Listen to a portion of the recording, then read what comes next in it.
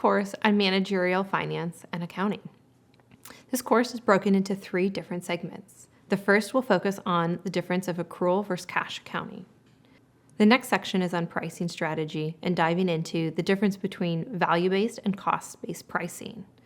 We'll conclude with different valuation methodologies. Throughout this course, our learning objectives include understanding why accrual accounting paints a clearer picture of business performance over cash accounting.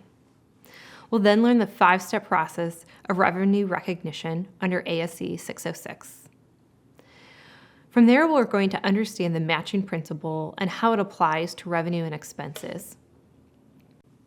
From there, we'll move to pricing strategy and determine whether your product or service should have a cost or value-based pricing model. And then recognize the subjective and objective components used when developing a company's valuation.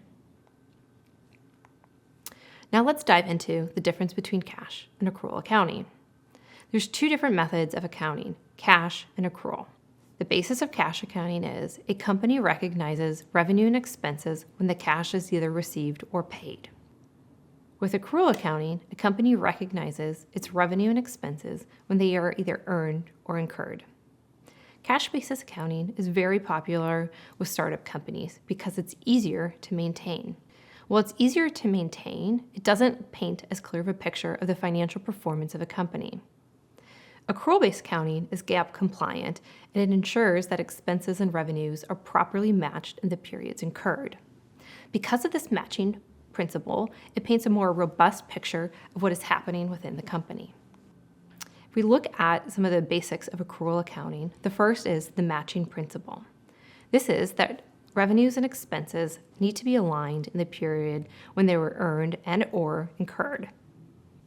Within revenue recognition, revenue is recognized once its goods or services have been provided or fulfilled. An example of this is if you sell a software product. You are allowed to earn revenue once your customer has access to the product and can use it. Similar to revenue, expenses under accrual accounting must be matched to the period where the company is receiving the benefit of the good.